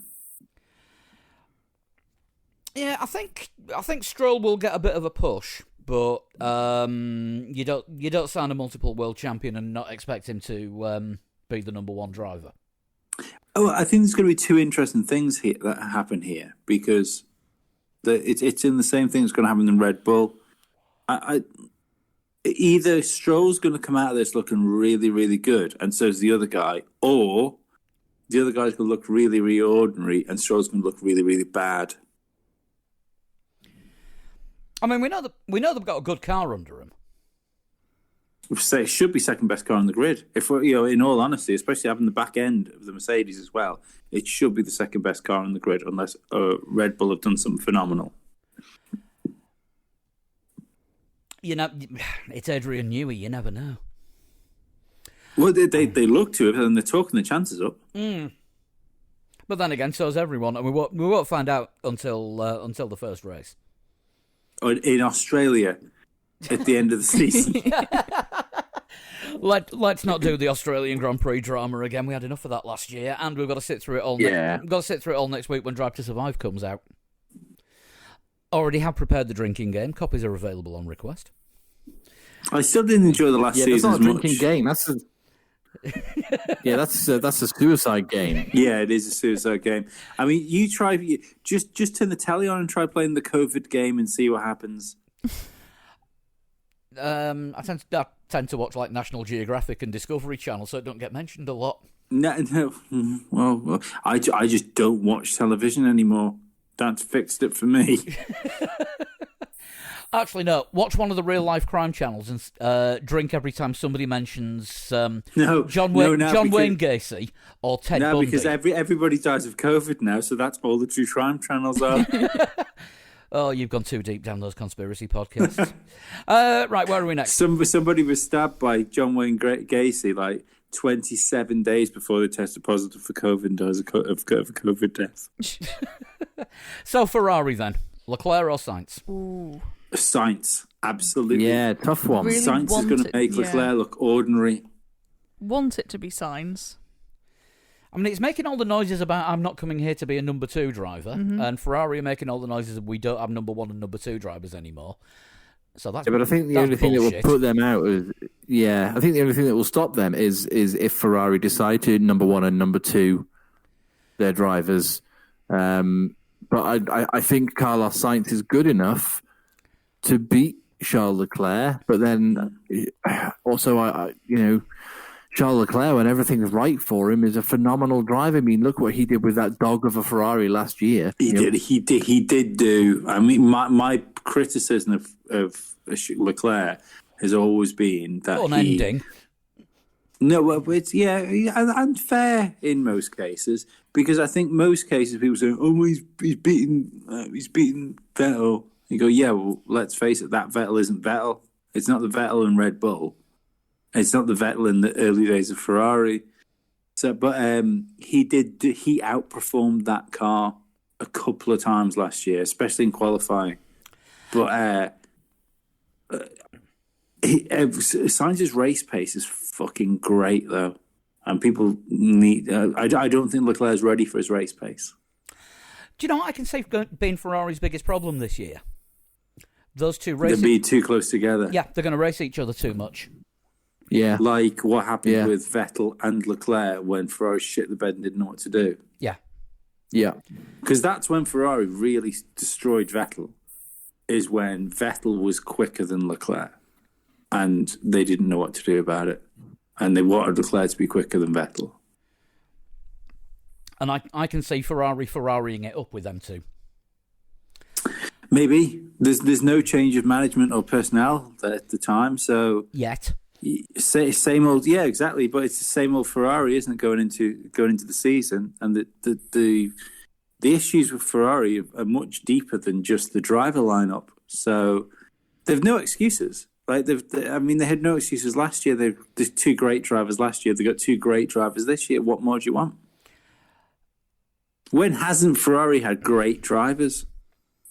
Luca Badoa, Nicola Larini. Yeah. Exactly. Nicola Larini going back to 1994. Yeah. So no, but like going into a team, like going into a year, Ferrari have had great drivers for years. Oh yeah. Yeah, but between Leclerc and Sainz, it's going to be really close. But I want Sainz to edge it. So weirdly, I'm going to go with my heart and say Sainz, even though I actually think Leclerc might do him over. I think what you mean is Leclerc should, because he's been there longer.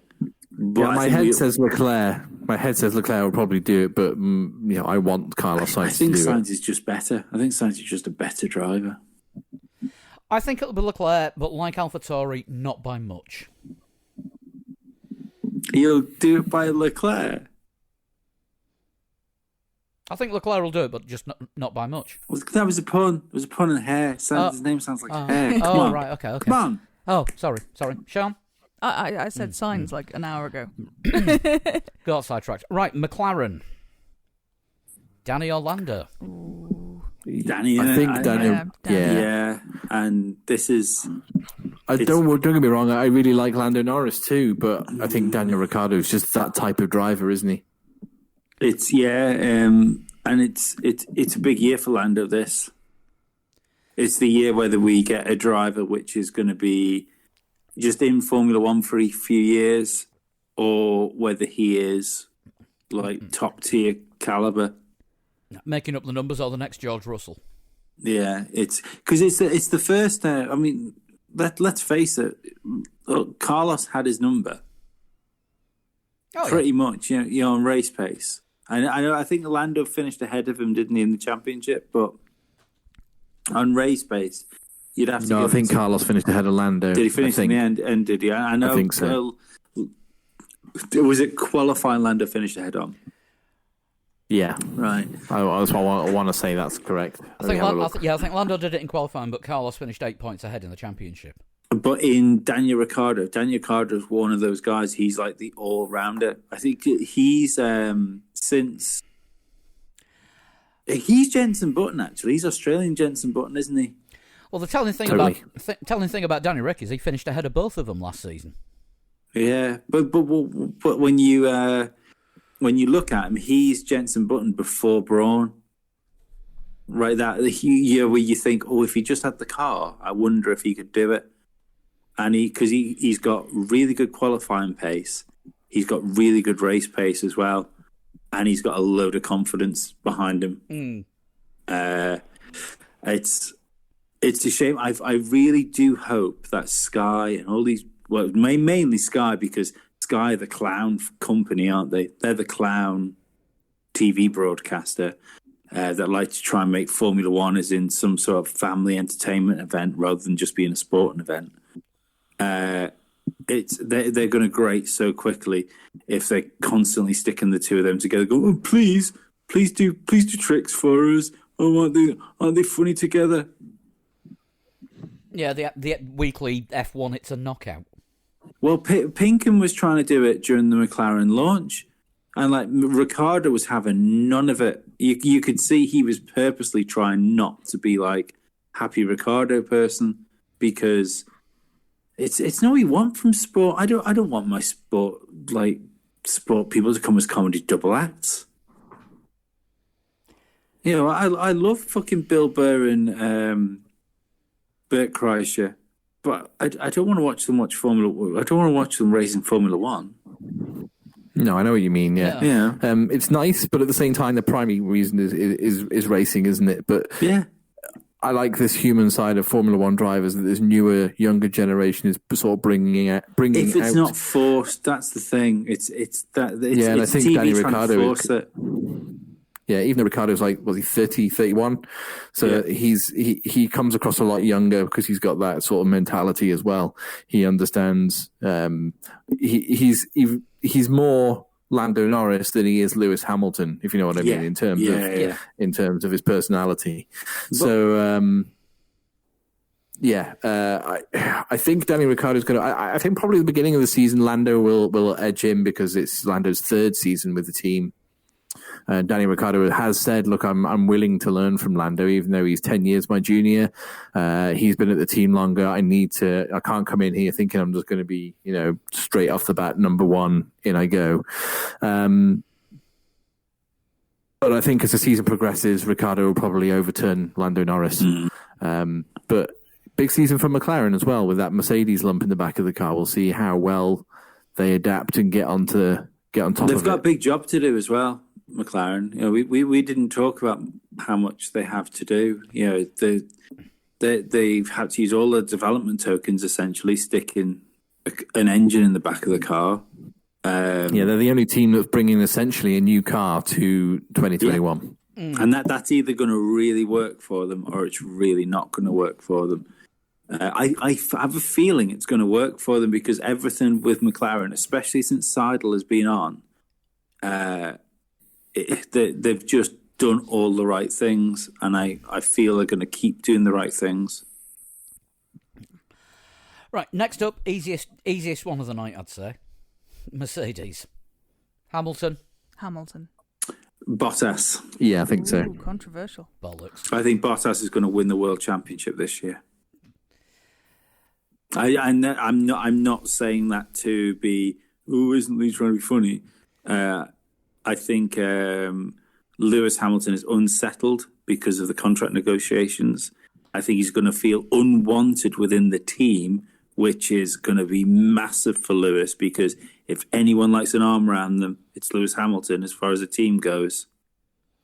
And halfway through the season, Bottas is going to have nothing to lose because he's been on 1-year contracts forever. And Lewis Hamilton is going to be, does he carry on or does he retire? Does Mercedes want him? Does he go to Ferrari? Does he go somewhere else? I think this is the best chance Valtteri Bottas has ever had to win a world championship. And Bottas has a moustache as well. I'm not sure if that helps, but it can't not help. Have we had a world champion with a tash since Mansell? I mean, I had a moustache today on the internet. But were you a champion? Not since Mansell, I don't think. But I'm always a champion. I mean, Vettel has had a moustache, but he's never been world champion with a moustache, has he? No. You'll probably have to lose the moustache to win the championship, but he's got a whole year to do that. No, it didn't harm Mansell when he finally got round to winning one. Right, Red Bull. None of you said anything about Hamilton thing. You just said Hamilton. Why? Because I'm why. sleepy and I don't have opinion. I reckon he'll get the new contract in place by 4 or 5 races in, and then he'll just piss off into the distance for another year. I don't think he gets. I don't think he gets a contract. I don't think Mercedes keep him for 2022. And that's why I don't think he's going to win a world championship. Regardless, I think Lewis Hamilton still makes it 8 world championships. I think your team in 2022 in Mercedes is going to be George Russell and Valtteri Bottas, or Valtteri Bottas and Max Verstappen. Didn't say who he'd get the contract with. I just said he'd get a contract by about 4 or 5 races in. Yeah, but then you haven't got the backing from the team. That's the thing. And that's how many times have we said it? A happy Lewis wins, an unhappy Lewis doesn't. We'll see. Yeah, I still think he'll have it. Trying to get this. I don't see that. I'm trying to get this wrapped up quick so Sean can go go on. to Sorry. bed. Okay. She's got a breakfast show to present tomorrow, and it's nearly breakfast time now. Okay, go on. Right, Red Bull. Max or Checo? Verstappen. I don't know. I want Checo to do it just because it'd be interesting, but I think Verstappen will do it more than. Checo's racing for his career because he's only got a 1-year deal. Although he did say he got offers for 2022 already. He's not racing for his career. He's got too much money behind him not to stay in Formula One. He's too good not to be in. He's racing for his career at the sharp end of Formula One. Yeah, this could determine where he goes next. Oh, will do. If he has said, hasn't he? He can tell from like the very first time he drove that car at Silverstone that it's not an easy car to adapt to. He can understand why younger drivers might have struggled to adapt to the car, and maybe you need somebody with a bit more experience to come in who's going to be able to adapt to it. That man is Sergio Perez. So if he adapts quickly, and we finally get to see just how good he is, it might be, it's Max's team, but it might be closer than you think. I think he's got every chance to beat Max if he can do it. Like I always bring it back to Ricciardo and Vettel. It's who thought when Ricciardo when Ricciardo went to Red Bull that Ricciardo would be allowed to beat Vettel, and he did. Yeah, so I think Red Bull will allow it if he can do it. But wasn't Vettel's problem he didn't get on well with the car? Struggled because it was the first year of the hybrids, and he was struggling with actually getting the power down, and Ricciardo took to it a lot quicker.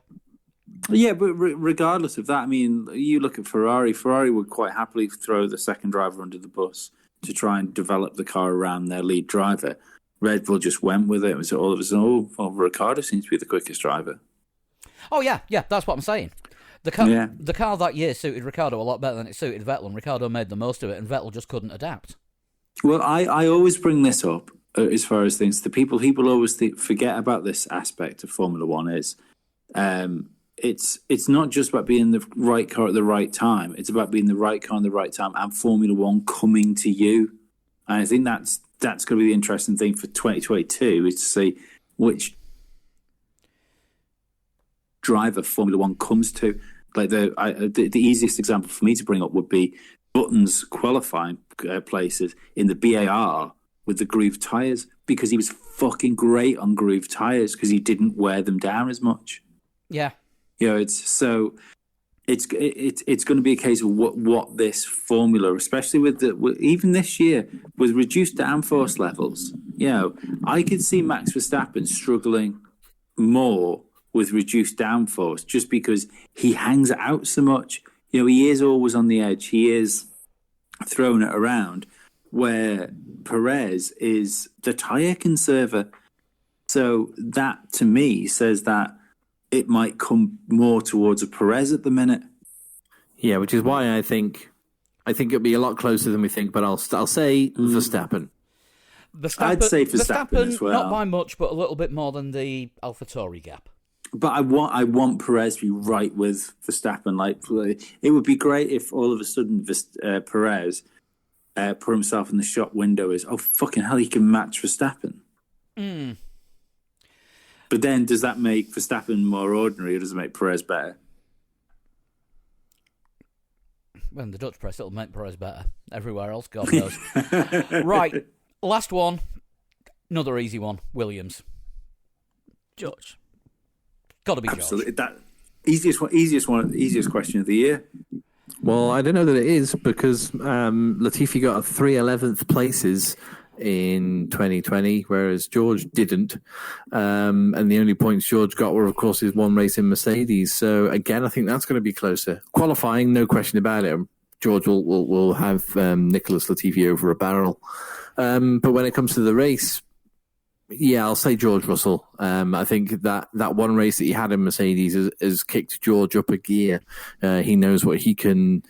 He knows what he wants now. He knows what to expect, and he needs to use that as a drive to push himself forward. Whereas I don't think Latifi is going to find himself in a front running car anytime soon. I think George needs something in his pocket for 2022 halfway through the year. I think he needs an exit from Williams. This has got to be his last year there because it's killing his career. It is. Now that the world's seen what he can actually do when he's got the machinery. Oh, you can see it on social media. You know, it's like people were disgusted he didn't get Bottas's drive, and they were. I think that's a lot of the stick Hamilton's been getting as well. Is like people wanted George Russell to get Hamilton's seat, and I don't think that's because people were anti-Hamilton. I think it's because they were excited to see what George Russell could do in that car. Yeah, I think so. I think that about does it for tonight. We're running a little long, so Who's a Total Shunt will be back next week. Absolutely. For people that have put a total shunt into me and that I haven't opened your message on Twitter, the reason I haven't opened your messages is because when I go back down my messages, it's easy to fucking find them. So that's why I haven't opened the message. But how do you send one? Well, you can send me a PM on Twitter at a Total Shunt, or you can send me a PM on Instagram at a Total Shunt.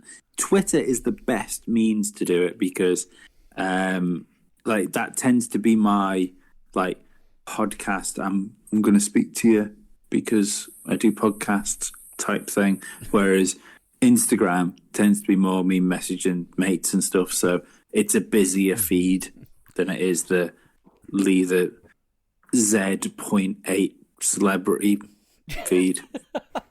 You can also send in backup shunts to 3legsfourwheels@gmail.com, and you can use that email address to get in touch with us all in general. We're on Facebook, Twitter and Instagram, all at 3legsfourwheels, and individually the rest of us are at Sean Camper, at Flood21, and at Pablo100. Check out our Discord server as well. I'll be on there all weekend while testing's going on, so sign up and drop in for a chat. Who's excited? I'll be around as well, I think, to be honest with you, whilst testing's on. I booked Friday off work for it. Does testing start tomorrow or Friday? Is it Friday? Friday. Is it Friday? Friday. So is it Friday, Saturday, Sunday? Friday, Saturday, Sunday, 3 days. Starts from about 7 o'clock UK time. Oh, I can't wait. So I'm so excited about this year. We will be back next week with a review of how testing went, and we'll try and get some extra expertise in as well. If you're listening, Scarbs, pick up the phone. Yeah. Have a great weekend. Enjoy testing. Come and chat to us on Discord or on Twitter or on Facebook. We'll be about. And seeing as tonight's was a half Patreon, half F1 show, we opened with the usual F1 music. We'll just close with the usual Patreon theme. That'll surprise everyone. Well, it won't now. Oh, it will. It won't now, I've told them. We'll see you next week. Stay safe. Bye-bye. Bye. Bye.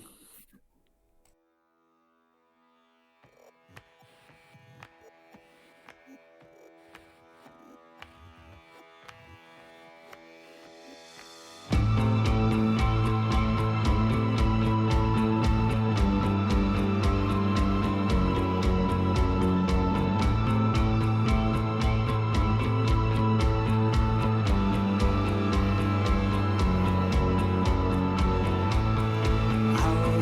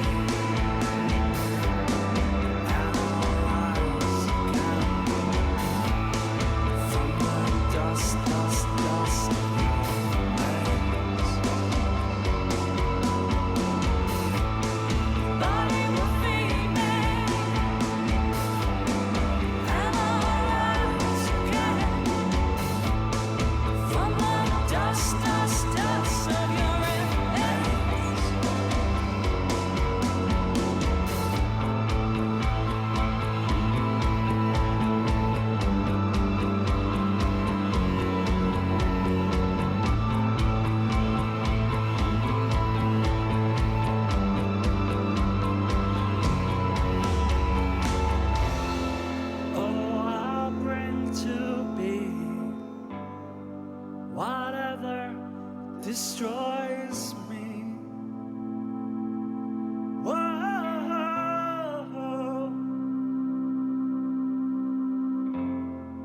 Oh, I'll bring to be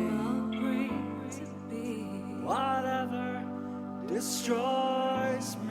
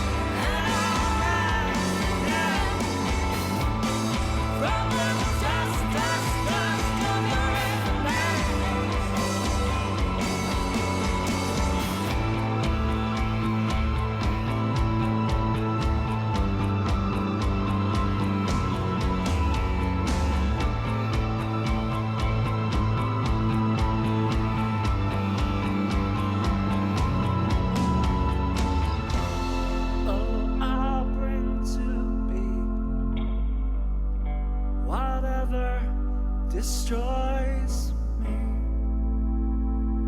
Whoa.